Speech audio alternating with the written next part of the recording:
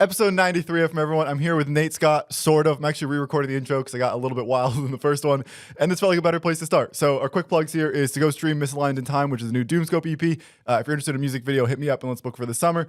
And we're going to dive into things, a couple minutes into the conversation here. We're talking about how Nate first met Sean a couple years ago and was bandmates with him for a little bit, and then finally got the invitation to join DOOMSCOPE and that kind of process here. So we're joking that, he just got out of the friend zone, so to speak, and finally got to join the band and work on the cool stuff here. So yes, enjoy the episode, have a great time, and we'll talk soon. Open his eyes, what he had right in front of it. So then, I went and... That's funny, you were friend zoned for a little bit. I got friend zoned. I got crazy friend zoned. Damn you, Sean. No,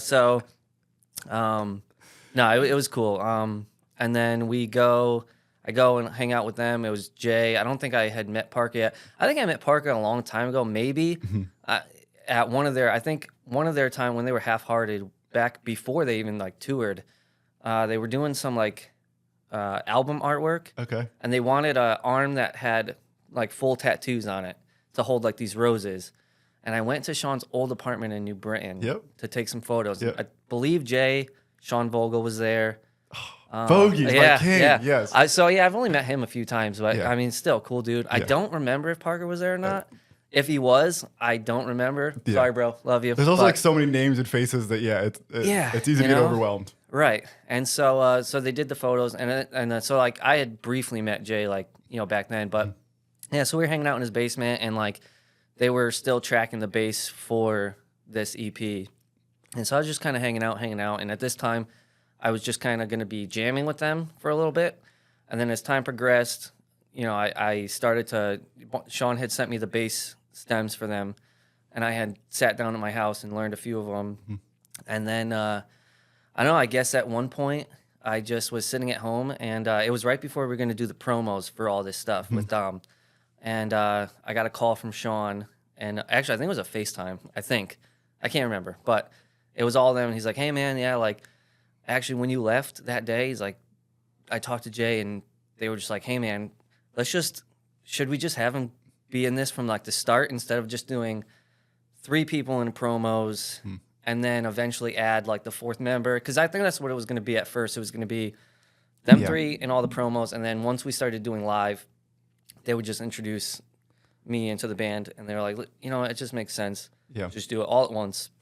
Have 4 members. I remember for them it was a complicated transitional time because the 3 of them do have so much history together that it's a really tight nucleus, and I know from the outsider, my memory of my memory from my perspective is that they were nervous about bringing in a 4th person because there is such a good thing cooking that it's right, and that's fair. It can go either way, right? And there's always a possibility that you introduce someone who just doesn't quite fit, and then you've had this weird thing of we're trying to start fresh, we're trying to wipe the slate clean, and now we're doing it at a disadvantage almost, or a way we don't love. So it was totally fair. Was it intimidating for you to then join into that nucleus? Did you feel you assimilated well? Was it scary at first? What was the process where Jay and Sean in the studio to me are such they're one brain. It's there's 2 people and one brain operating. I mean, them 2 together, so in sync with each other that it seems it would be challenging to walk in there and assimilate up to speed so quickly. Honestly, a little bit, It was I've known Sean for a while.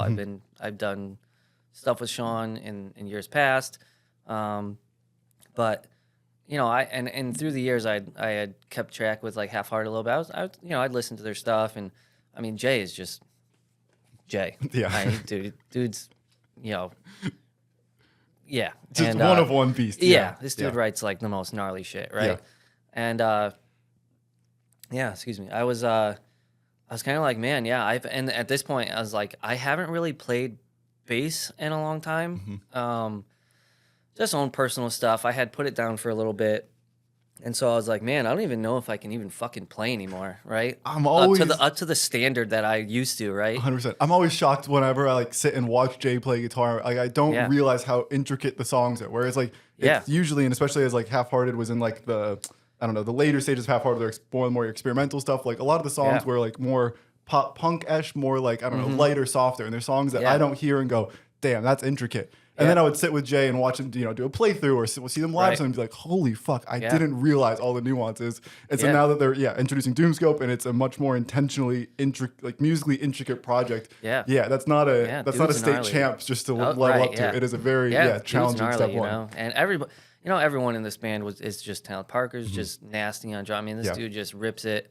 Jay is Jay, Yeah. and Sean is, his vocals have gotten like ridiculous now. 100%. Yeah. So it was definitely, and the success that they've had, right, as Half-Hearted, I was like, all right, you know, I'm kind of, joining in, and they have so many connections already, right, you know, Yep. so it was a little intimidating, Yeah. but I mean, you know, Are you someone who like? I was having this conversation with someone the other day where I think people who grew up athletes are like excited to rise to the occasion, and sometimes when you grow up in arts, the occasion becomes intimidating because you're used to kind of doing it internally. Was this like, are you someone who was like, I can't wait to get on the big stage, or was it like a, fuck, am I ready for the big stage kind of person? I am and I'm not. Okay. I've always like, man, I'm ready, you know, I'm ready, Yeah. bring it on, you know, Yep. like, ice water in my veins, right? Sure. And I know what I'm capable of, and I miss being on stage, you know, but because when I'm on, like me and Sean have played in bands long before, you know, and it's every time we play a show, you always get those like pre-show, like, Yeah. you know, and but then once it kicks in, I mean, it's just After the first half a song, it's okay. you just but- I almost like sometimes it's like you kind of forget you're on stage, you know. Interesting.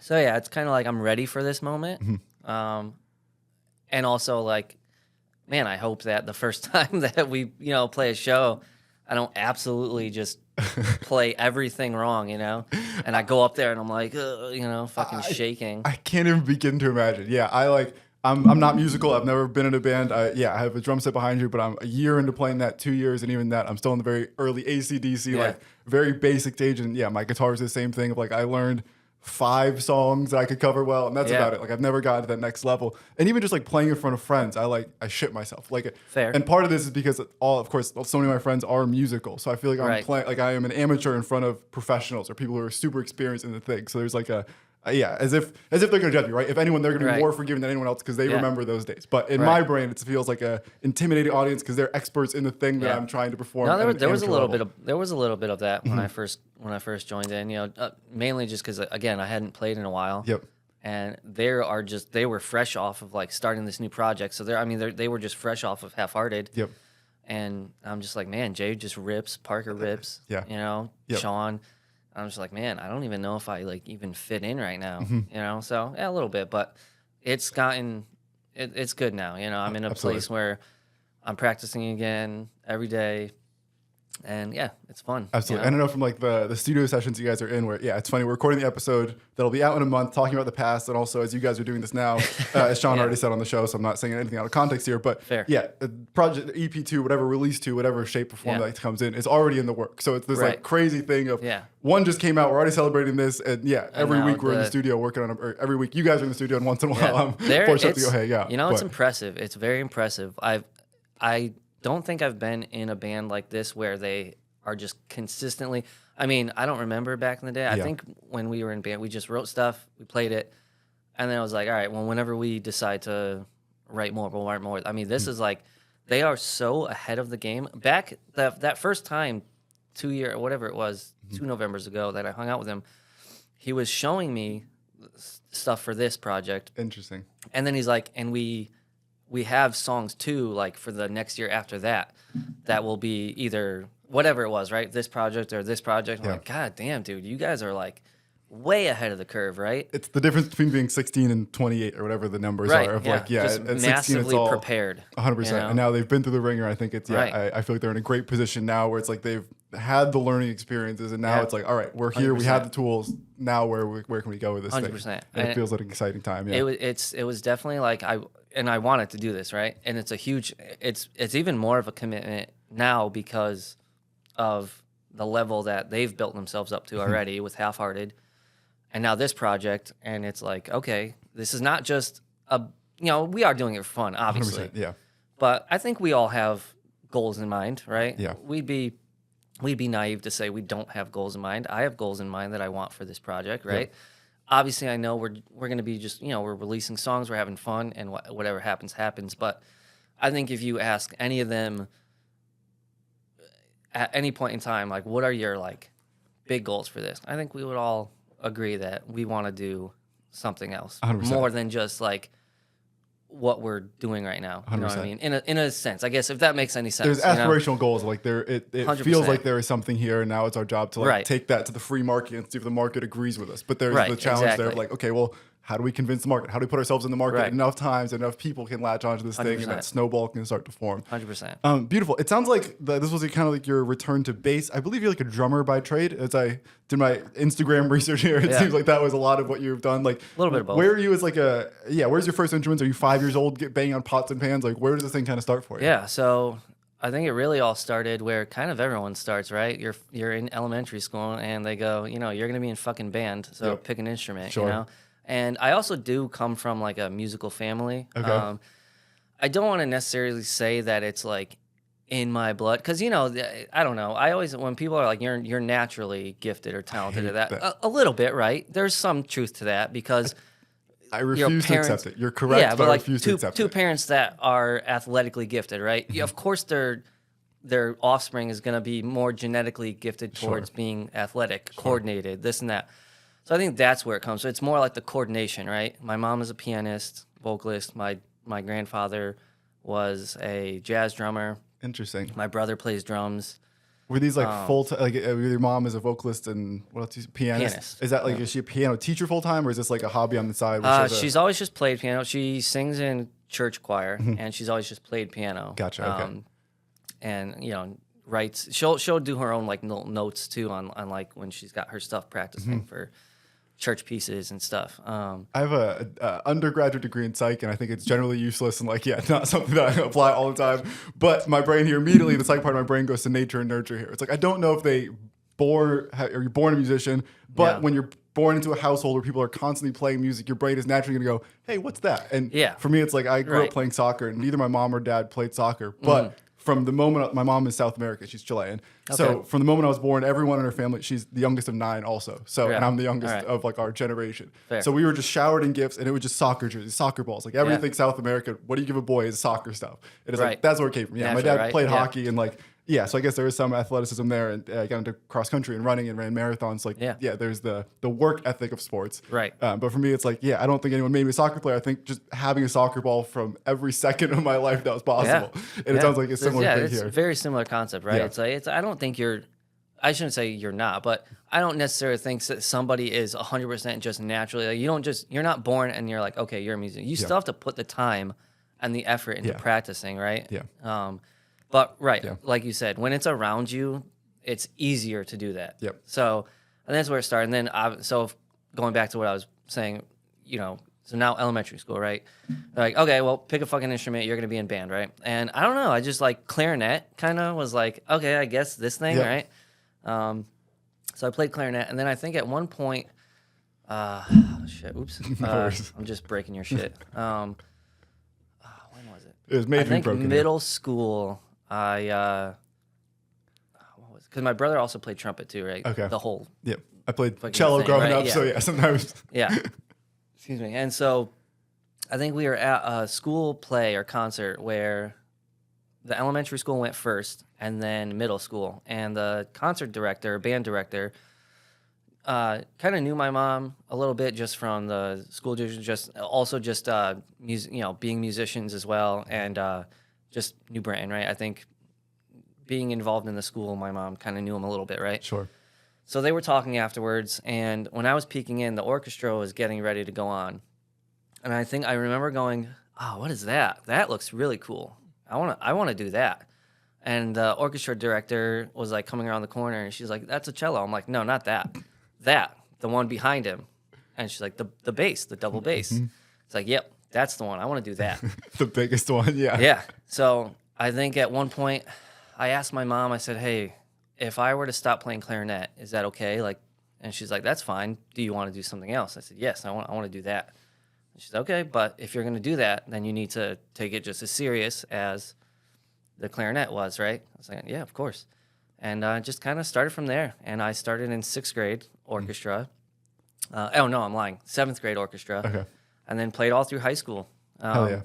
I think it was sometime around freshman year of high school, though, that my mom had bought me my first electric bass because I was like, "Oh, I need to practice at home." And first of all, these things are crazy expensive. Yep. And second of all, it's huge. right? So she did, and then I was practicing at home, and I'm like, I'm doing my music, right? I'm reading my pieces that I have for high school, and I was like, none of these sound right. Like, why is this not the right note? And I asked my orchestra teacher, I'm like, how come when I'm practicing at home, it's not right? A double bass is a half step down from an electric bass. Okay. Yeah. I didn't realize that. Yeah, I played bass So for a I was little told. bit. I could be lying to everyone right now. But that's what I was I won't know, yeah. It's a convinced. half step down, apparently. A half step or a whole step, something like that, yeah. Interesting. Again, I could be lying. To I everyone, but always that's what I was forget told. those are like the same instrument. Like Yeah. They are. I did the same thing. I played bass for a little bit and then got overwhelmed by the size of it. And I also wasn't motivated at all. Like I hated being in orchestra. It was something that I had to do because it was part of my school schedule, but not something I was at all interested in. Mm-hmm. So to me, the problem with the bass is there was me and one other kid. And so that meant that I was in the spotlight the whole time. With the cellos, there was like 7 of us. So I could be in the back and blend in, and it was no problem. Yep. So for me, it was kind of like, I got the bass because it's a big, cool thing. And then I was like, this is too much responsibility. I don't want to have this on my plate. The pressure. 100%. Were you like a motivated learner? Like it sounded like, you were coming home and practicing and like buying into the music thing more. I was, yeah. I would take the sheet music home and like just really study it hard. Mm-hmm. My mom would help me out. She actually, I think, she kind of brushed up and learned bass clef to help me be able to read it because treble clef and bass clef are different. And shout out, Mom. That's awesome. Yeah, she was great. That's really cool. Yeah, go out of your way to learn it. Where it sounds like it'd be easy to be like, well, I learned piano, so you learn this thing. But, right. Yeah, I did. She did have me doing piano for a little bit. Okay. So I like dabble. I'm not good at all. Sure. I can play like the one Sarah Bareilles Ellis song that everybody knows. Yes. And I probably can't even play it well anymore. Yeah.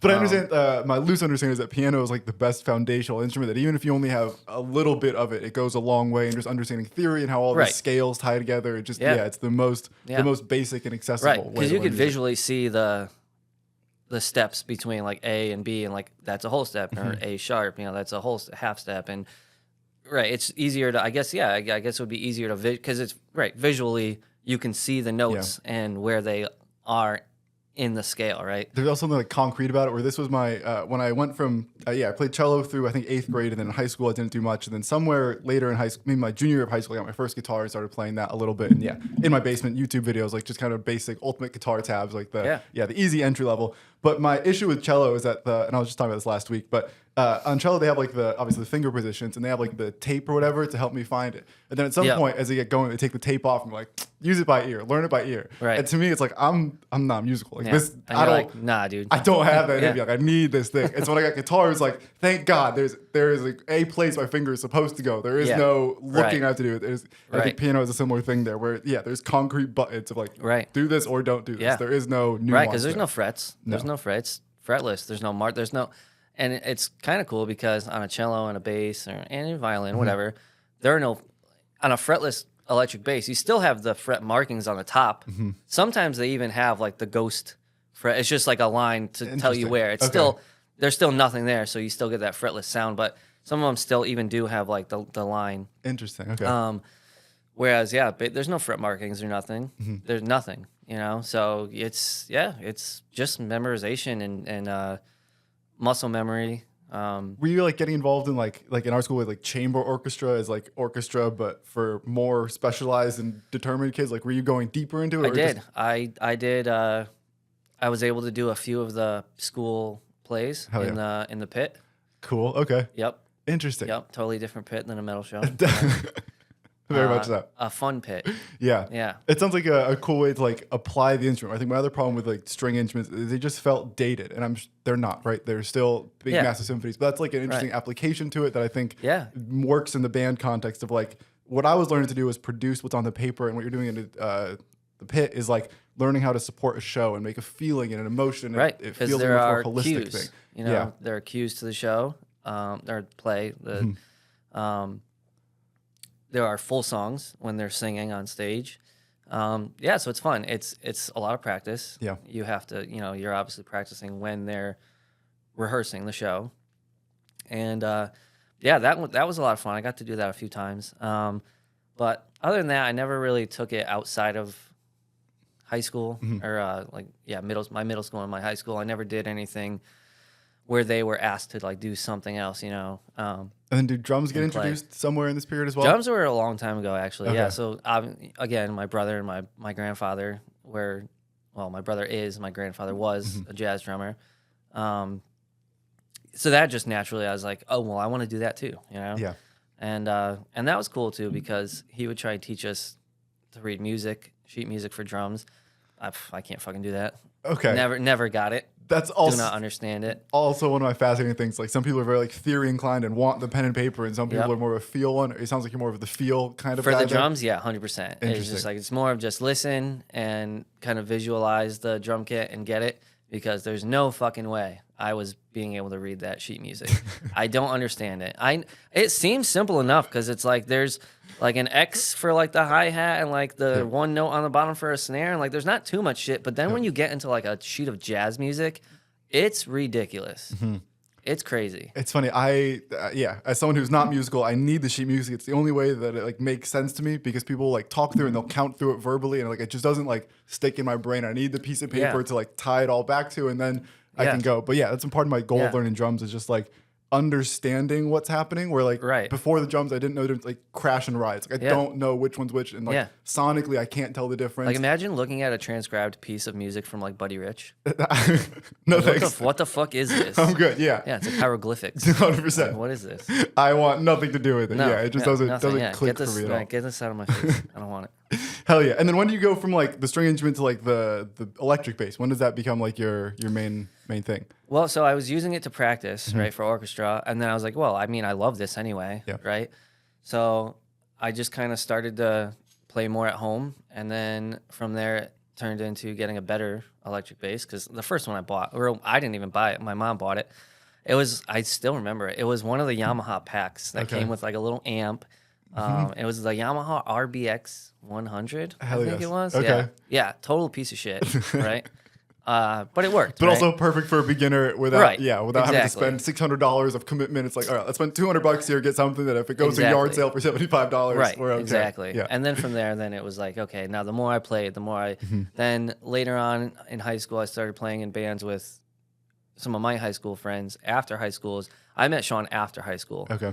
And by then, you know, I was already, I guess, pretty good at bass at that point. And then that's when we started playing together. And obviously, at that point, you know, I have more knowledge and better instruments, better equipment now. And is bass also by feel, or is bass like when you were getting in? Like I assume in high school is when you're starting to learn a day to remember songs or whatever you're listening to in high school, kind of thing. Was that also a feel thing? Some of it. Okay. Tabs are such a big thing, right? Yeah. Sometimes, I don't know, some people like they're cheating. Sometimes people like they're not cheating. It's like, well, not everyone reads sheet music, right? Yeah. Like, get the fuck out of here. I don't know. I'm going to, a number, 5, E string, perfect, done. That for my brain was perfect. Yeah, that was easy. There was no way I was ever going to learn guitar with anything other than tabs. That's the only way to make it accessible to me. And I think, whether it's cheating or not, it's like you want more people playing guitar. You want everyone to be involved in this thing because the more people involved, the better the whole thing grows. If the song is easy enough, I won't bother. I'll just listen to it, slow it down. Like, for example, when they sent me the bass stems, I think I sat with Lifeblood for a couple hours until I pretty much was like, I'm pretty sure that I have it. Yep. And then when I took it to them the next time, I was like, hey, Jake, I'm pretty sure I got this, but let me just make sure. And there were a couple things where he's like, just one note. Okay, yeah, good. I was like, all right, perfect. So sometimes I do, sometimes I don't. If I'm lazy enough, I'm like, I'm going to look up the tabs. Yep. Because why not? Fuck it. Hell yeah. When did you start joining bands then? So it sounds like, we got the journey from like through orchestra into the string instruments, finally to the electric bass, and then, somewhere in high school, I assume you started jamming with friends, I think you mentioned? Freshman or sophomore year. Okay. That was my first band. We sucked. Okay. We were terrible. My favorite question, did you know you sucked? Or is this like the adult you saying we sucked and in hindsight, or at the time you were like, we're on our way here? I think that I knew we sucked a little bit, but I didn't want to believe it. Sure. And so I joined, actually, the band I was in, they're still playing to this day. They just go by a different name now. Shout out Autumn Syndicate. Okay, awesome. Yeah. I think it's only my friend Juan, though, in the band now. Okay. But we were it was called Lies of Autumn. Okay. Actually, before that. Here we go. Here's the real shit. Oh, yeah. Here we go. Here's the lore, right? So me and my friend Lenny and was it Rob? Man, this was so long ago. Sure, yeah. But anyway, so Lenny, I'm just going to say Rob. And it was us three, and we were like a 3-piece band, right? and we were all hanging out in his basement, you know, jamming, practicing. Our drummer, that is, because that's where usually you go to your drummer's house, right? You're not gonna make him lug that shit everywhere. It'd be so funny to go to the Oh vocalist's yeah, house. right. Like, hey, we're practicing at my house. Pack up all your shit and bring it over. Yeah, every time, right? Yep. And so we were like, so what do we call our band name? And we're like, I don't know. We were looking around, and he had, and yes, this is how old this is. It was the box for the VCR that they had. Mm-hmm. And the model was like something 223 XL, right? So I'm like, all right, we're 223 XL. Stupid as shit, right? That's just the dumbest name. And we sucked, right? Yeah, we sucked. And then he was like, hey, you should just play bass for this other band that I'm in, Lies of Autumn. And then that was primarily the band I was in high school for a bit. Were you guys playing shows? Was this like just a basement project? Yeah, we were playing like a little bit, like little stuff, like cafes, a bar, or something like that. Do you remember your first time on stage? The first time I was on stage was the New Britain High School stage. Actually, it was like a battle of the bands kind of thing that they put on in the auditorium. Good for them. Yeah, I have no memory of this ever happening in my high school. I feel like a battle of the bands, like a very New Britain High classic used high to school do this thing called And- Cafe Tempo. Cool. Okay. What was Yeah. Cafe Tempo? It was a shit show. That's what it was. It was fun. It was a lot of fun. It was just a bunch of New Britain bands, right? Sometimes not even New Britain bands. Like, dude, Forsaken? I don't know if I do. They used to be but- Forsaken the Sky. Okay. Shit, man. Who else? I mean, my boy Kanan, shout out, Bearing Point. Yep. Kanan was in this band. Big friends of the show. Yeah. Oh, yeah. He was in a band, Beneath the Gallows. I want to say they played a Cafe Tempo. I definitely know Forsaken did because I played a show with Forsaken at one of those Cafe Tempo shits. So I think it was supposed to just be like fun, like New Britain High School. Kids want to start a band. They started this Cafe Tempo Yeah. thing. And I think it grew to something that New Britain High didn't think it would. Interesting. Yeah, because then there was other bands like coming from not New Britain and like that were actually playing shows. That's funny. And they were playing this Cafe Tempo thing, yeah. And it was just a mess. It's the equivalent of like building the skate park, right? Because you build the skate park in town because you want the kids to stop skating at the library and like have a place Right. to go. Yep. But then what you end up doing is creating a place where all the kids come together and this Yep, and creates just the cause mass mayhem. perfect recipe for everyone to. Pretty much. Yep. Pretty much. And yeah, so that was one of the ones that first shows I played. Yeah. But before that, it was just one of like some battle of the bands that New Britain High School put on Okay. in the auditorium. Okay. Yeah. And do they generally go well? Like, is there any like, yeah, I feel like first shows are ripe for disasters and Yeah, for problems. yeah. Does anything stand out as like, yeah, is there any crazy show where something went horribly wrong? Did your bass blow up? Did you I forget a think song? every show went horribly wrong. I don't think any of them went well. Okay. I think instrumentally we were okay, right? Okay. But I mean, I don't know, man. We were in high school. I think one of our we had this one kid that wanted to be in the band so bad. He was in the Madrigals. Okay. And which I get New Britain High. What the Madrigals were like the chorus, but not chorus. They just did plays and stuff. I don't know. Okay, I don't fucking sure. know. But he wanted to be in the band so bad, and we were like, all right, yeah, cool, man. And it was just yikes. Yeah, I mean, we all fucking sucked, right? Like, I love the idea this guy's running around somewhere now, be like, dude, I was in a Yeah. band in high school. It's like, Yeah. no, the fuck you were. dude, I think I like tuned my bass the day before the show, and then just took it out, plugged it in, and we went. Let That it thing was roll. probably so out of tune. You Who know? was attending these shows? New Britain High School kids. Okay. Yeah. Okay. So you're like a rock star to them, right? Yes. Yeah. And so it didn't really fucking matter. Okay. Yeah. My buddy James was here last week, and he described that his first show, one of his first shows, was like the halftime of like a dance recital. So it was just playing to Fair. all the parents, and it's like Yeah. that's a disaster of an audience trying to Yeah. get on stage and play metal. It's like they don't Right. want any Yeah, of it. like they don't care. At least if your peers were there, like you had some audience who was somewhat interested. little like, bit, you're right, yeah. It feels like a reasonable audience, and also if they're 16, they haven't been to enough shows to Yeah. understand what a good and a bad show is. Yeah. So they're just excited to be there. So it sounds like you guys both got to have your like freshman experiences, whatever your new Yeah. experience, kind of get the novelty out of the way together. For sure. Yeah. Interesting. Yeah. They did it for a while too. They years. Damn. Yeah. What a treasure A lot of New trove. Britain. Yeah. A lot of New Britain bands came from there Interesting. and Okay. played it. Oh yeah. And then when you started taking it like more seriously, so you mentioned this was like there was the whatever 332 XL. What was the name of that? 223 XL. 223 Yeah. XL. Hell yeah. And then this band happens, and then this sounds like you're kind of starting to try and take it seriously, but you didn't quite know what serious was yet because we're in high school. Is there Right. something after that becomes more serious, or after this is there like a little hiatus before DOOMSCOPE? That's when I think after that, that's after high school is pretty much when I was like, okay, I need to start doing some like real like real bands. And then I actually joined up with a band with Mike Mangan. Okay, hell yeah. I don't remember our name. Okay. You know, Totally but cool, yeah. yeah, it was me, him, this dude Frankie, this other dude Marcus, and this chick Sarah from Newington. Hell yeah, okay. And so I was in that band, and that's how I met Sean, because they all knew That Sean, tracks, right? yeah. Yep. And then from there, that kind of dissipated, right? Do you have a memory of first meeting Sean?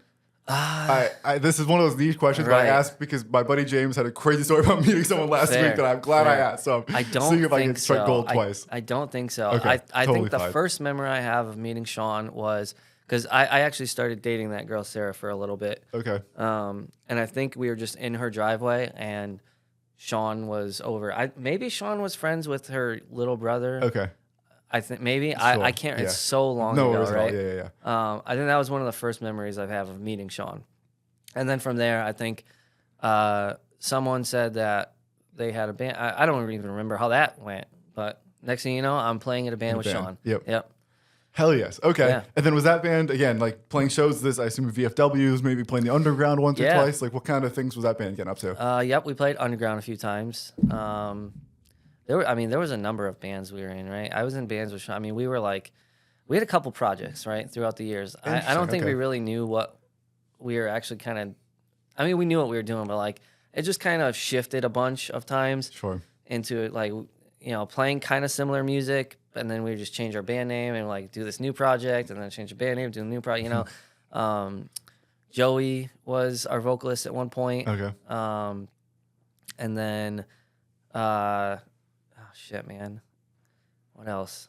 Yeah, and it was just kind of just played, Just but yeah, tons of people yeah. moving in and out. Yeah, classic high Yeah. school thing of every 6 months we're reinventing ourselves and on the Right. new next best Yeah. shiny thing, and Yep. not realizing that the first 6 Yeah. months is the easiest part of any band, and it's the Right. next year that really separates the men from the boys, so to Yep. speak. And that's And not we did a VFW in Southington. We played Webster Underground. okay. We've played. There was like another hall show somewhere. I love hall shows. Okay. I What love makes them so hall special shows. to you? I just like. I'm a hardcore kid. Yeah. Okay. Deathcore, hard metal, whatever. And I don't know, just man, there's something about a hall show, no stage, dudes are just flying into you, jumping onto your drum set, coming up and pushing you while you're playing. You fucking kick them back into the crowd. I don't know, man. There's just some energy about a hall show that's just like, There is. yeah, I love it. There is I love a something hall special show. about playing at a venue Yeah. that's not supposed to have music in it. And it just, the whole thing feels like taboo. And in that taboo Yeah. is like a power almost. Yeah, I You love were it. playing drums in these, it sounds like. You mentioned, kicking people off your drum set. And all of a sudden my brain went, oh, fuck, he wasn't playing bass this. He was playing drums in these. A few bands, there was a few times that I wasn't with Sean that I was playing drums. Gotcha. And I played a few, it was for like a brief moment. Most of my drumming has just been behind the scenes. Gotcha. I did play with a few bands that I was playing in a number of places, but again, I mean, fucking so long ago, man. I don't even remember. No worries at all. Yeah. I think you're also rare of like, you're one of the few bassists who like started playing bass, where I feel like most people play guitar and then someone Yeah, needs a bassist switch, and you yeah. just play bass because that's what someone needs for a while. Fair. And you go back to guitar when Yeah. have you ever, I assume you've picked up a guitar and dabbled with it, but has it ever like Yeah. stuck? Was it ever interesting to you, or is bass always like home for you? Bass was always kind of like mine, yeah, because it started on the double bass, and so it just kind of always made sense to me. Whereas like guitar, like you said, a lot of people that play bass will be guitarists, and then they're like, oh well, it's the same thing basically, right? Yeah. And I'm just playing. But this was my start. Yeah. So I was like, this is guitar. Guitar is like a new instrument that I would have to learn. I know a few chords. Sure. Yeah, Yeah, sure. yeah. You know, I could play bar chords, but Never. yeah, I don't know. It was never something that I was like, man, I want to like be really good and shred on this. Like, That's I just powerful. don't fucking care. That's you also know? powerful in the context of DOOMSCOPE, where I think there's often like I can't wait till that guy leaves the band so that I can get promoted to the guitar thing. Yeah, And right? Yeah. One, Jay's not going anywhere, I guess, but two, it's like, you're not trying to get to rhythm No. guitar and say, look, back to the bass. Like Right. it No. makes the 4-piece a lot more like sustainable and Yeah. realistic, where it's like, Yeah. I am a bassist. This is what I want to do. This is my thing. Mm-hmm. And I think there's a nature of this instrument where it's like, it is a lot different than a guitar, right? Yeah. Obviously, string instrument, 4-string. The first 4 strings in a guitar are the fucking same, right? Yeah. But the styles, funk and funk guitar, there's just all finger style, slap. I mean, you can really debate a lot. Like you were saying, I think a lot of people. Sometimes people just are like, "Oh, a bass." So you're a guitarist that plays 4 strings. It's like, yeah, but there's so much more to it. And the bass is way more intricate than I think people understand, and way more of a beautiful instrument when done correctly. I'm a hater. Like I've on the show many a times. Been critical of bass, and I don't understand it. Where I think really what I'm critical of bass, what I'm saying is like my brain is not musical enough. So anything that's not melodic, I don't quite understand. And I know the bass can be melodic, but what I'm saying is like when I learned to play guitar, I learned power chords for a week and then went right into sweep picking and solos. And it's like to me, it's like singing is the music that makes sense to me. I've always been like a lyrics guy, and so the guitar is like. It is just about there, like it is melodic and like takes sing through the guitar. Right? It takes that foreground, and that's where the drums have been so challenging for me. It's like there's no melody, like it's all the meat and potatoes that I'm like just now starting to appreciate. But it's interesting to hear someone who's committed to bass kind of speak so fondly of it because it just doesn't. My brain doesn't compute that way, but I understand that my brain is not a musical brain, not one that appreciates everything. Victor Wooten, one of the greatest bassist in my opinion of all time. I mean, just the way he plays and the way he breaks down the instrument and the theory behind it, and it's different. It just speaks to you in a way that to me, like as a soccer player, to me I was always everyone else like play a real sport. Like there's some equivalence here between soccer and bass where everyone is saying like you don't get it. I'm like no, you don't get it. You're missing everything here. You're the one that doesn't get it. 100%. I'm here. You're not. 100%. Cool. Okay. So then you get to bass. I assume there's like a little pause here, or is there a pause here between like the high school projects and then I assume DOOMSCOPE now? Like there's growing up, becoming an adult. Is there anything like between the high school bands and kind of the after high school bands that take place, or is there a little pause before getting to DOOMSCOPE? That's where we kind of open the conversation, and you kind of mentioned having to like shake the rust off, so to speak. Yeah, there was a huge gap of like not playing, basically after the bands that I was in with Sean, it was a massive gap of time where I just wasn't in bands, I wasn't playing shows. Honestly, I wasn't even playing that much at home. I tried to, but it's like for like a month I would play every day, and then I would just not play for like months, right? And I think without a community and without like a North Star kind of goal, it's hard to stay up with these things. Like it's like riding a bike, right? What you learn is what you learn. You can always play it again. You just might have to shake off the rust and just run through warm stuff again, like your warm ups, your scales, your whatever. There was a big gap where I just did not play, and I don't know, it just kind of got away from me. And then, excuse me, Mike's gonna pick that one up. And then, Sean, when I talked to Sean, and then he was like, like we still have Nick, and then like this other guy, whatever happened. And then he's like, oh, this guy flaked. I was like, all right, now's my chance, like, because I always fuck with him a little bit. I'm like, why don't you ever hit me up, dude? Like, what's up, man? Were you like looking for projects in this hiatus period, or was it kind of like in your soul you wanted to, but life gets busy, we all have other responsibilities and whatever comes up, but it definitely took a seat on the back burner. Like I just wasn't really pursuing music that much. If someone had hit me up and was like, hey man, you want to jam? I'd be like, yeah, sure. Gotcha. There was a few times where I was like kind of jamming with some like coworkers back then, but it's just that, like, they do like their cover bands at like a bar or something, which that's fine. It's cool. But I don't want to do that. 100%. I want to make original music, and I want to play shows where they're all to see you.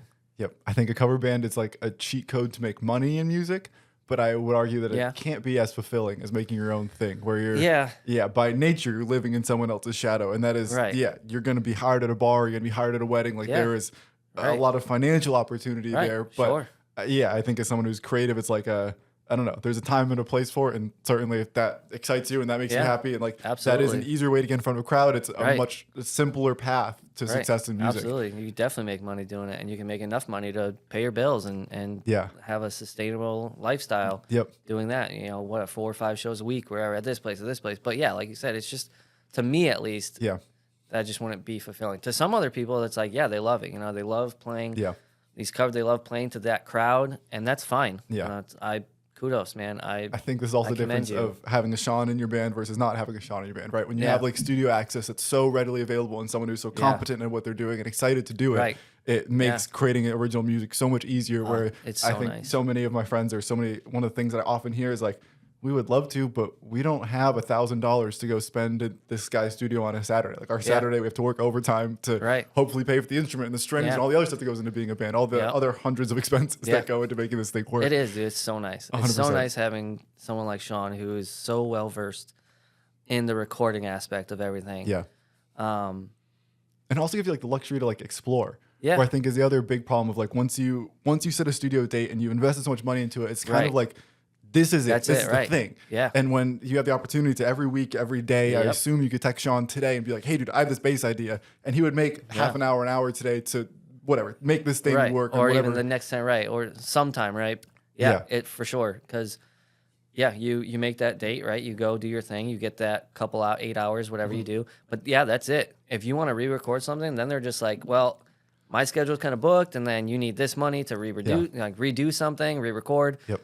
Whereas, this it's like, okay, I don't really like that, or it stews with you a little bit, right? You're like, I kind of want to change that a little bit, and then you're like, cool. So next time we get together at the studio, then I'm gonna do this really quick. Yeah. So nice. Or for me with like video stuff, like one of the best things I've learned is like, don't submit it. Like I have the luxury of being able to sit up for 48 hours and go to sleep and work on something else and move on my life and then come back. And it's like, once you've given your brain a chance to reset, you can come back and be like, oh, I was numb to this thing that is now egregiously awful to me. And you get the opportunity to fix it. Where, 100%. I think in most band scenarios, they don't get that luxury because the studio is exclusive. It's a place you have to go. And that introduces so many more challenges than I think Absolutely. One of the luxuries of having a Sean in the band. Right. Yep. Hell yeah. Then what is the process? So you get here and then you finally go do promos. Like I feel like I assume it sounds like, a lot of the high school bands, and I'm calling them high school bands. I know they're probably after high school from what I think, but for the sake of categorization, we'll call them high school bands. And then you get here and all of a sudden we're doing promos. We're recording every week. We're coming doing music videos. We're doing green screen stuff. What was that process of like going to do with Dom? And like this thing gets real very fast is what it seems for you. It got real, like real fast. Yeah. For lack of a better word. Yeah. Because I had never worked with like a professional photographer with in a band setting before, right? Yep. So before we went, I was just like, so like, how do these things go? And they're like, she'll let you know everything. And I'm like, all right, cool. I probably looked so fucking dumb. Like, look, like there was one point I think we were like, look, she's like, just everyone look kind of this way or this way, and they've done it so long now with her, right? Where some of those promos, they're all looking right at the camera, right? Yep. And I'm just like, I'm supposed to still just be looking wherever. And then I'm just like, looking off to the fucking sky. Yeah. And they're all just like looking at the camera, real fucking cool. Like, it's like, oh shit, God damn it. I assume the music video is the same way where they're almost the worst people to explain it to because them it's second nature. And for me working with them, again, it's second nature of like, we communicate, we plan things, but like I don't have to tell them what's going to happen that day. They've been through it enough. Right. But for them to try and communicate that to you must be crazy. And especially with the context of green screen where it's like, with promos, it's great because we can turn the camera around and go, here, great. And when I'm filming music videos, when I'm doing it practically, like when we're in a warehouse or a barber shop or wherever cool place that we decorate, it's like I can turn the camera around and go, here, look. Right. With the green screen, it's like, here, look, it looks like fucking nothing, dude. Right. Enjoy. Yeah. No, it was a cool experience though because again, I hadn't worked with like a professional like that before in a band setting like that, and I had a lot of fun. Again, they were all seasoned to it, so they already knew, and but I think now moving forward, obviously, it's like, all right, cool. So now I kind of know a little bit more to expect. And then, shooting the videos with you, man, it was cool. It was a cool experience. I've never done a music video before. Hell yeah, okay. So it was a lot of fun. I appreciate you, trusting me to bring that to life. Where 100%. I know, Jake Miller was on the show, and he kind of explained how one time they showed up to a shoot, and he in his words, he was like, before the shoot, I was like, oh, I know what's going to happen. I showed up to the shoot and saw this green screen and saw some other bullshit. I was like, I no longer have any idea what the fuck's happening. And then got the video back. Was like, oh, okay. I now understand in retrospect. But that day to me is always like, it's comical. It's amusing where it's like, I appreciate you trusting me, but I know you're trusting me because I'm the only one who can see what the green screen's going to look like. Like it's a level of vision that I do my best to communicate, and I'll send you demos with mannequins. But like seeing a 2D mannequin is in a watered down version of the thing is not a way to communicate what's actually going to happen here. 100%. I mean, there's definitely like and you kind of like picture it even when we get it back, it's like, all right, cool. I can kind of see where this is going. Only you know where 100% where it's going, right? If I'm being totally honest, I don't always totally know, Fair, right? Like there's fair, a sense yeah. of, especially with green screen, like of discovery. Like when I send you the model, I'm sending you is what I could make quickly in 3 to 4 hours,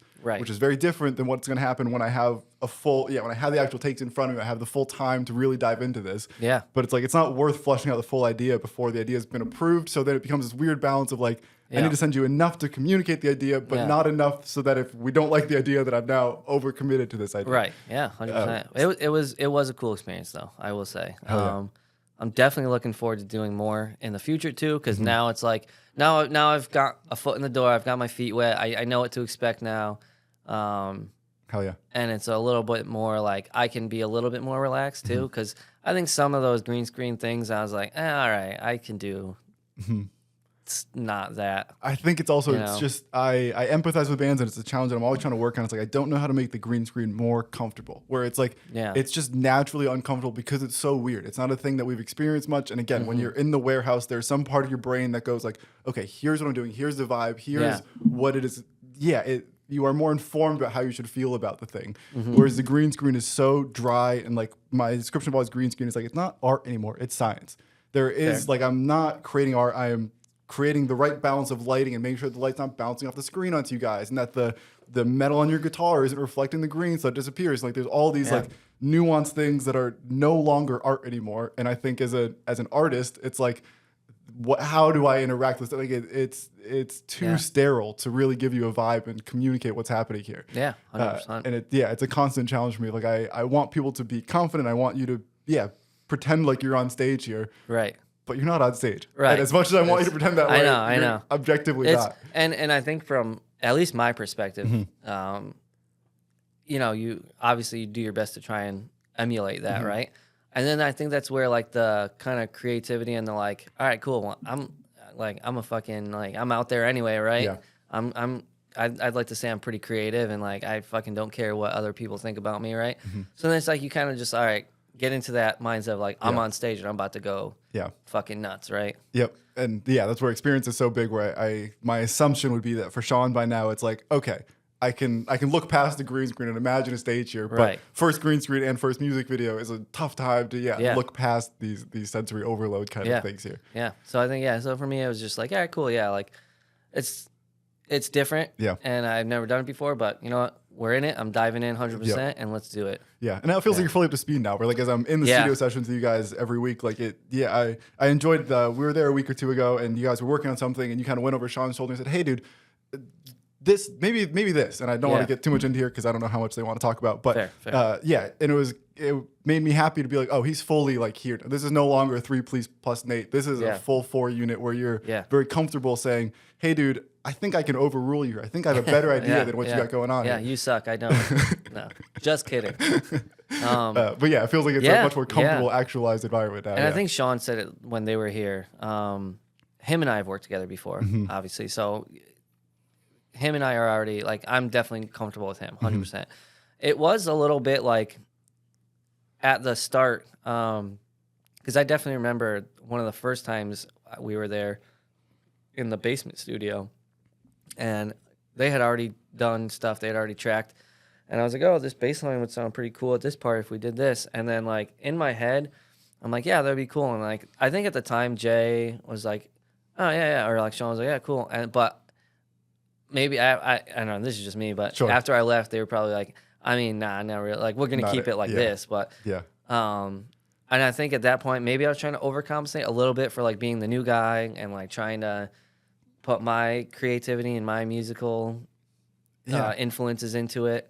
And maybe it was just like a little bit too soon, right? Sure. You know, it's a complicated balance, and I have so much empathy of that. And my equivalent of this is like, there's been plenty of times where I'm in the band or I'm in the studio with the band, and it's always the lyrics, because of course I can't contribute a guitar part or drum. Like I don't have that. But lyrics, I feel like I'm good with words. I feel like I'm pretty confident. I feel like I have a nice vocabulary, and I'm able to offer a thought here. Whatever. Yeah, I've spoken English a lot more than I've played a guitar, if nothing else. But there's been plenty of times where there's the vocalists in there, and they have 3 lines of a chorus, and they're just looking for that one little line. Yeah. And I'll go, how about this? Yeah. And everyone goes, dude, no. Yeah, and they're like, how about not? And I've had that happen many a times where it's like, Yeah. oh, I'm not what I thought I was. But it's always, Yeah. I empathize with that where it's this challenging thing. And I'm sure if I was in the studio with them more or longer, if we did 3 albums together in the studio, I would be able to learn the voice and be able to try to reproduce something that would. Yeah. But that first time is like, what I think is cool may not have any relevance to what you guys think is cool. It might be a totally different ballpark of what's happening here. I think the first time too, it really came together with that whole dynamic was when we were tracking drums for the EP, the one that's already out, not the new one. Yep. And we got to Lifeblood, and originally the drum part that was written was just like straight 4/4 on the crashes throughout the whole chorus. And then in my head, being a little bit of a drummer, right? Or not even a little bit, I drummed, right? What is that? Yeah. When Parker was playing it and when the music was playing in my head, I'm like, and I always do this, and that's what like kind of what you saw, because in my head I'm always just listening to it and I go, yeah, I think this would sound cool. So it was a part in Lifeblood, and I said, I go to Sean, I'm like, what if the second part of that chorus just goes, on the 1 and the 3, and we go go halftime, and then leaving the chorus, it was like he does this like tom fill, like, sure. And those 2 parts were kind of like my input on hell yeah what was already in an insanely good song. You know what I mean? Yeah. But and I think at that point when Sean was like, oh yeah, dude, that could work, and then Parker played it. And they were like, "Oh fuck yeah, like this works, right?" And I'm not trying to sound pretentious or anything. I just that was the first moment where it all like I'm like, okay, yes, I can give my input now. I have a seat at the table. Right? Yeah. Right. Yeah. It's like, okay, I'm like fully accepted now. 100%. Yeah. To the seat at the table analogy. I think when I'm contributing lyric ideas, I always feel like there's adults at the table, and I'm like the 6-year-old kid being like, "Hey, what about this?" Yeah.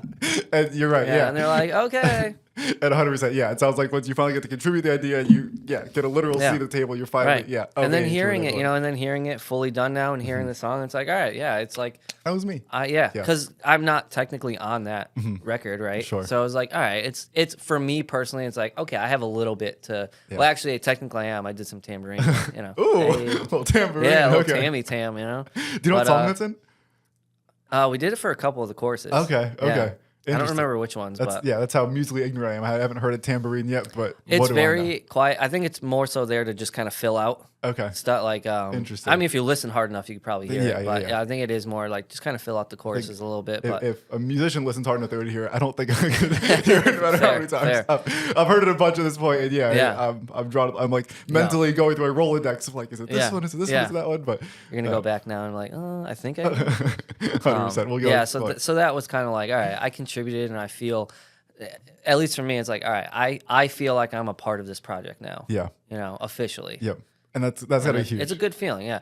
Honestly, I mean, the best feeling was when they all called. I mean, it was like a group call. I don't know if Parker was there or not. Again, I can't remember, but sure. At least I know Sean and Jay called me. And I want to say it was a FaceTime. I don't remember, whatever. But that was like a real feel good kind of moment for me, because it was like, all right, yeah, they obviously want me. Because it was just going to be got out of the friend zone. Yeah, yep. And I get it. I was totally respective of they wanted to just try out first and see how it works before they just kind of hand 25% of this project over, right, to someone that's, because I get it. For them, they had a lot of times where like they were going through bassists, right, and then that last guy that was supposed to be their bassist like flaked on them, and like Sean was like, I know you wouldn't do that, but we have to tread carefully. We have the trauma from this right, thing. Yeah, it's like we have to take care of this project, and I totally get it. Yeah. Right. So then when that moment came where they were like, "Hey, you know what? We figure it's the best, and we want you to be in this from the start," and it's like, all right, that felt good. It felt real good. I think obviously they couldn't see it, but when I hung up the phone, I was like a fucking little kid that just got his bike for Christmas or some shit. That's hell yeah, man. Happy to have you. Yeah. Happy it all works out. Yeah. It feels like a good fit. It was a cool moment. Yeah. It's cool for me. Of course. Hell yeah. I think it's good to accelerate those things. I think sometimes it's so easy. Speaking for myself here, it's so easy to be like, yeah, I knew it was going to happen, or some iteration of that. Right. And I think it's like, no. It's worth celebrating. Be like, yeah, that did make you happy. That was a high watermark. Yeah, it was. It was cool, Now that the EP is out, the first EP is out, I would like to manifest a high watermark here. Is there like in a 10-year package, is there a dream tour for you? Is there something that would be like, if someone said, here, Nate, here's $10 million, you get to build your own tour package. Who's on this? Yeah, let's manifest a goal for the future here. Is there some dream act? For me, it would be Good Charlotte. It's like how, for some reason, Good Charlotte has always been my North Star of like, that would be the coolest thing in the world. Yeah, there's someone that stands out to you as like, if this ever happened, it would be the most fulfilling thing. August Burns Red. Okay. They've been one of my favorite bands for a long time. I mean, Dream Theater's been a big influence of mine too. Put them both on the package. Hell yeah. I mean, fuck it. Yeah, why not? You know, powerhouse, right? Hell yeah. Might need more $10 million to make that one happen. If you're giving me $10 million, they're both going to be on there. Yeah, right? Fuck it. They're both going on there. Fuck yeah. Shit. Damn. Them two. Okay. Are you mostly listening to like metal these days, or is there like a I know if Jay was here, he would put Charlie XCX on or something, some variety. I'm a pretty big secret. Well, I mean, it's not going to be a secret anymore. Charlie Puth fan. Okay. I love his stuff. He's good stuff, man. Real good stuff. When you said that, I'm so musically ignorant. I didn't know if Charlie Puth was a man or a woman at that moment. Like that's how out of touch I am. I mean, honestly, world. Charlie XCX. Yeah, that's exactly either way, right? Where I was going from. Yeah. Yep. I like a lot of stuff. Okay. I don't really listen to country. It's just never been my thing. Yeah. This is what I've always said about country. I don't like the music. I respect the artistry behind it. Yeah. And I respect the musicians that make the music, because there is a lot of talented artists, country artists that are incredible musicians. Yeah. I just don't care for the music that they make. 100%. I think it has nothing to do with their artistry or their musicianship. It's just, I just don't like it. 100%. I think there's plenty of like drummers who look at Lorna Shore and be like, I don't love, that may not be for me, but you can't deny Austin is a good drummer. That dude is just stupid. So I think the similar thing applies here. Like, you don't have to love the genre, but when you still appreciate everyone in it. And I like chocolate more than vanilla. And that's to some degree, that's just what everything boils down to in terms of a preference here. I mean, and all those, just crazy good drummers, right? But it's not for everyone, like you said, right? Yeah. A lot of people are like, I just don't see the point in doing all these fast, like, blast beats. It's like, all right, well, you don't have to. It's okay. I think you should. Right, Maybe you should, but you don't have to. No, there is a country idea. Country and blast beats combined together. I'll cut that one on the podcast just to save my own wallet. There's this one band, Lakeview. Yes. Yeah. Actually, I think Dom has toured with them to bring it full circle here. Yeah. They're kind of cool.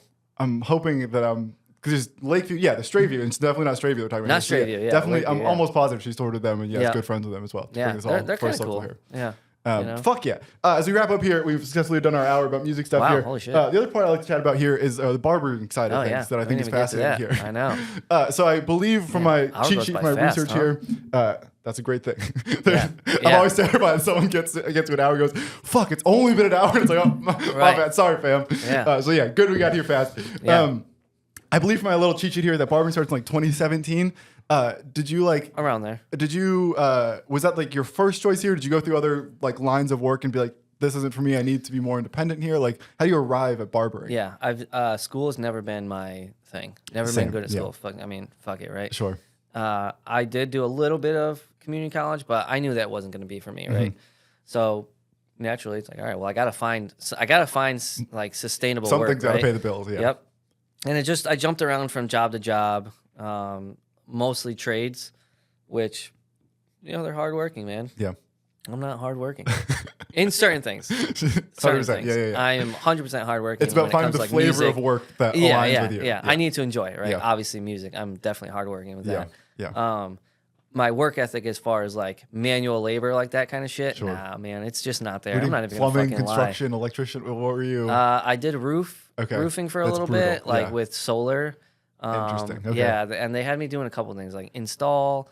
I would help once in a while with like structural stuff, but man, I don't like doing that shit, right? Yep. And then I worked a lot of retail stuff too. Yeah. Naturally, I mean, I think everyone should have to work retail at some point in time for like at least 6 months. I did journeys for about 6 months or a year, and it was I'm glad I did. You need to get sick. I mean, there needs to be a lesson there. Like you need to be able to work with and some kind of customer service, right? And I did. I was a prep cook and a cook for a little bit at a restaurant. So, and everything was like, okay, I enjoy this right now, and then like 4 months from now, I'm like, I just hate this. I don't like it anymore. I hate my job. I don't like where this is going, and it was just a vicious cycle, right? Yep. And barbering was always something that I kind of enjoyed. My grandfather was he was also a stylist. Interesting. And, yeah, Okay. he did it for a while. Um, I like all the parallels here between you and Grandpa. Yeah. yeah, There's a real he was kindred spirit kind of he thing raised happening. me and my brother. Gotcha. Yeah, Okay. yeah. So he was kind of like pops. Hell you know? yeah. Awesome. Okay.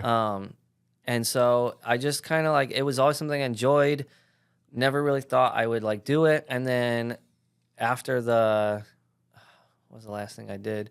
I think after the solar thing, I was like, all right, I need to like do something that I'm gonna actually enjoy doing, right?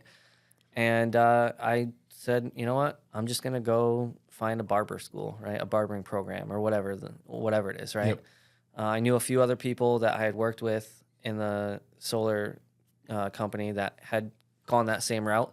So I said, "Where'd you go to school?" And he told me. I signed up, and then here we are, man. And Hell yeah. I was nervous at first because I'm like, I know my work ethic sucks, right? And I'm like, I don't want to hate this thing that I love doing, that I actually like, right? But that's just not the case. Is it, what do you like about it, I guess? And I understand it's a huge question, but is it facilitating people? Is it bringing people's visions to life? Is it just the customer service of taking care of someone? Like, what about it, like, resonates with you in a way the other jobs didn't? The part that, the aspect that I love the most is when someone leaves and they post, like, a picture later, and they're just like, man, I just absolutely love the way I look. I love this haircut. Yeah. And then they're just like, it's just like I feel so much better. When they feel better about themselves, and it's like, damn, I did that. Like, 100%. I helped you get to this point to where you're like, man, I just love everything about myself right now. You know, it's the creativity of it. It's being able to have people come in and they're like, I have no idea what I want. And then they ask me and I do what I do. And then they're just like, dude, this is more than I could have asked for. That's a good feeling. It's a good feeling helping someone get through, I don't know, whatever the case may be. Maybe they're just going on a date and they're like, dude, this was awesome, man. This was a confidence boost. Yeah. And then like 3 years down the road, they're just like, I'm engaged now to that person. And you're like, fuck, man, sweet. Hell yeah. I had some, for me, videos or like photo is the same thing of like, I guess to the journey example, to the retail example, it's like, like I sold plenty of shoes and I would hope that no one left going, these shoes changed my life. And if that did happen, then I kind of looked down on them. I was like, you're not setting the bar high enough here. You gotta hope for more for yourself. And I think my parents were both professors, and I think what they liked about it, one thing that like resonated with me, that they always said was like, we like to get to work with people like on their best days. Like we get to empower them to be better versions of themselves. 100%. And I think for me with like photo, and it sounds like, it's similar thing with you for barbering, it's like we get to work with people in a way that fulfills some need of them that they didn't know they needed, or it's some itch that we get to scratch that they may not always know needed scratching. And I think like self-image, self-love, whatever these kind of generic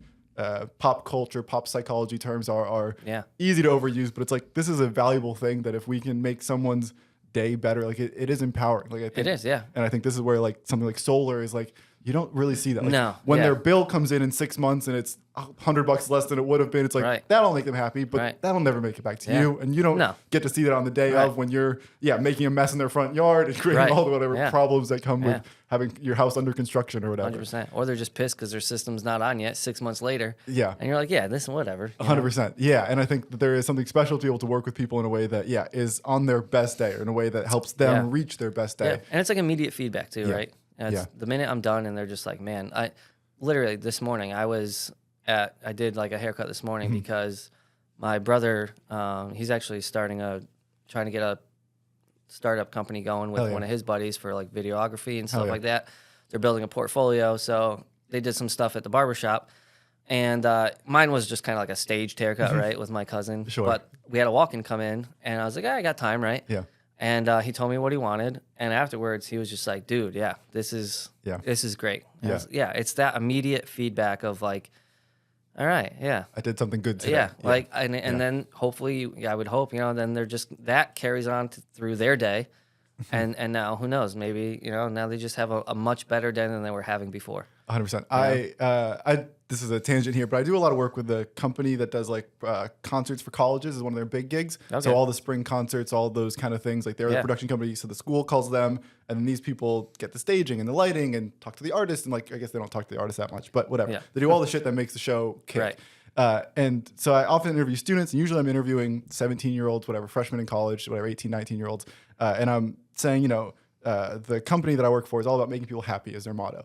Yeah. And so I always ask this question of like, I think if we make today better, we can make the week better. If we make the week better, we can make the month better. Right. And it is this snowball. And when I say it to an 18-year-old, sometimes I feel like I'm being like hyperbolic. I don't know if that's a correct use of the word, but it feels like, yeah, it's one of those words that I said and I have no fucking idea what it totally means. But I feel like I'm like exaggerating almost. And it's like, no, I don't think I am. Like, I really do think that it's like the way to make the week better is to make today better. Like, I can't make your whole month better. No one can do that. Right. But I do believe that if I put you in a good mood today, if this concert tonight that we're working on makes your day a little bit better, that makes you wake up a little bit better tomorrow. It makes the test on Friday a little bit less stressful. And like, I think the haircut is the same thing here. Like, we can't change people's lives. Like, unfortunately, I wish we could go to the person who's struggling the most and change everything. It's like, we can't. No. What we can do is make the haircut a little bit better so they feel a little bit better to go on. And for me in the concert, it's like, I can, facilitate this concert so that they look back at this video and go, damn, that was a really good night. Yeah. And all of a sudden, we've made their month, their year, their life better.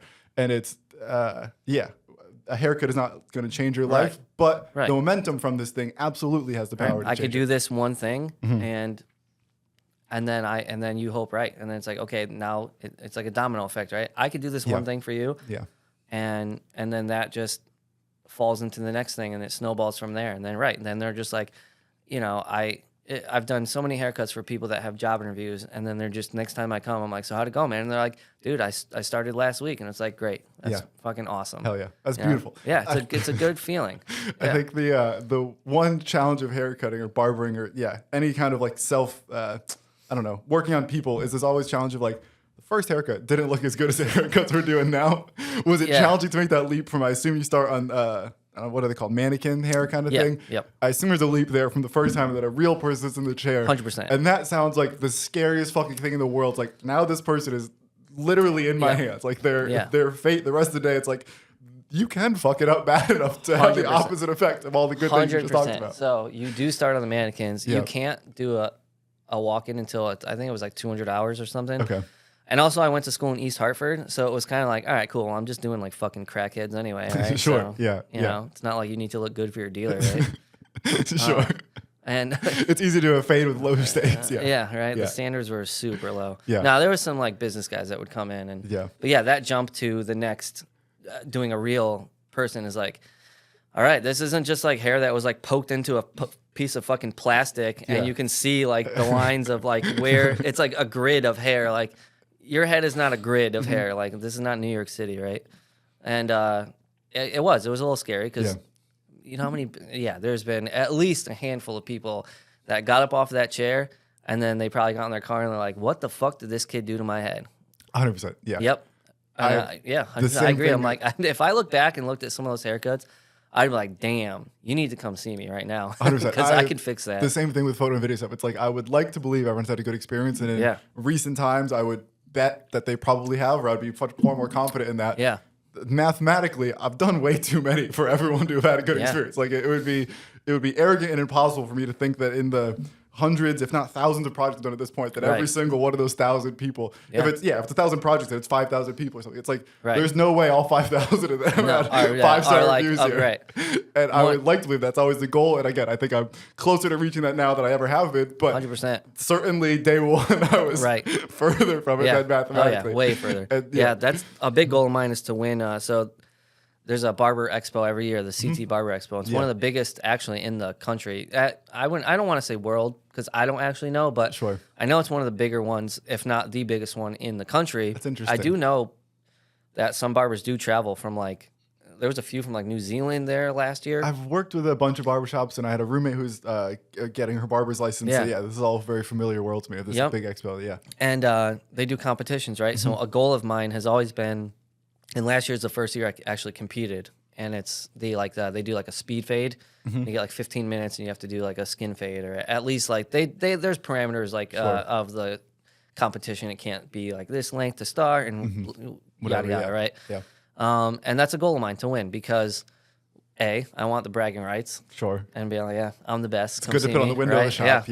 That trophy will look real good on my spot, you know? Yeah. But then also because like that I want to accomplish that. I want to know that for me, what I've done these last like 8 or 10 years or whatever means something more than just and it's not just a job to me, right? I don't look at this as a job. It's just Yeah. I love to do this, and I get to help people, and they give me their money. That's beautiful. So Yeah. you know, Yeah. But I want to know that there's something that I worked towards and achieved greater than what I'm doing now, and that's the goal. Is I want to win that, and Hell yeah. it's not a matter of if, it's when. That's beautiful. And it's Yeah. beautiful in the context of, the solar panel. It's like, there was no part of that version of Nate that was like, dude, I hope someone appreciates how perfectly symmetrical or whatever, Right, whatever the Or metrics it's like, are. yeah, I really hope this guy just loves getting $80 off his bill, you know? Like, Yeah. that would mean something to me. Like, no, I don't give a fuck, whatever. It's valuable, to find Yeah. those things that, Yeah. cult your soul in a way where it's like, you said it's not a job, and I agree with that. It is work. And I think Right, it's, it is. I think it's balance to finding those things. And I think I look at myself the same way. It's like, I work more hours than most people in the sense of like, I work 9 to 5, I work 9 to 8, Right. and I do that 7 days a week. Like I don't take many days off, and we Right. Before the show But you don't started. feel like you're working, right? 100%, yeah. And I mean, a lot of that is due to, I mean, you put the hard work in, right? Mm-hmm. And you get the reciprocation from the people that you're working with. Yeah, Ergo, my like for me, my clients, and I mean, without them, I wouldn't have this, you know. Yeah. So it's big shout out to all my clients, my clientele. I've made some really good friendships over the years, and yeah, so that's the whole like, yeah, I want to work towards this, and it's that's just hell yeah. you know. I love that. Yeah, hell yes. Yeah. I was going to promote where you work here, but I guess this is going on the internet, so I'll let you, if you would like to, let people know. Yeah, Oh, what yeah, barbershop sure, you at? sure, Where love are to. you at? How can people contact you for a haircut here? Rebellion Barber Company. You can hit up my Instagram at Barber_Nate Scott. And I've got my website link. I've got a book now button. You can even just go to the website, rebellionbarberco.com.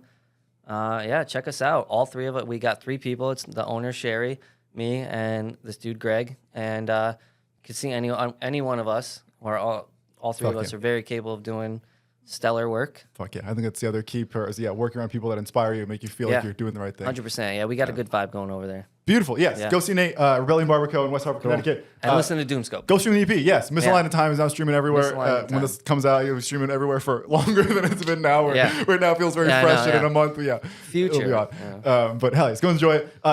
Last question here as we wrap up here. Is there a song on the EP that you would like to get more love? So at this point, the EP's been out for a little bit. Of course, we have the singles that are out.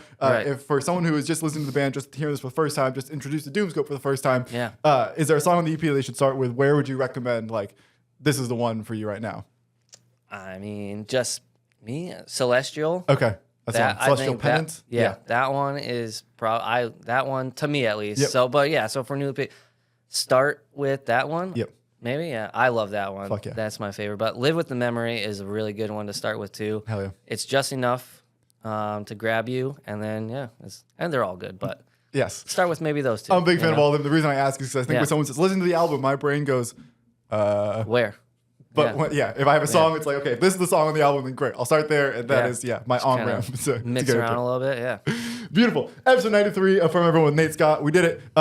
Go fucking book a barber appointment. Go listen to the album. Go stream the album. Go watch the music videos. Go have a great time. I'm sure there's going to be more stuff coming soon. So if merch ever comes, if a show ever comes, go buy a ticket.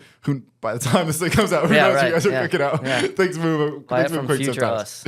us. Beautiful. Things are great. If you enjoyed the episode, if you made it this far, please leave a like, comment, rate, subscribe, whatever the fuck you're supposed to do on your app that you're listening to. I hate asking for those things, but the show is small enough that a single like, comment, whatever those things, it does help. It all makes a difference. It does help, unfortunately. Yeah, I'd like to get to a place where there's 1,000 people listening, so your one like doesn't really matter. But at this point, not where we're at. So I'll take those when I can get them. But yes, beautiful. We did it. Episode 93. Have a great life.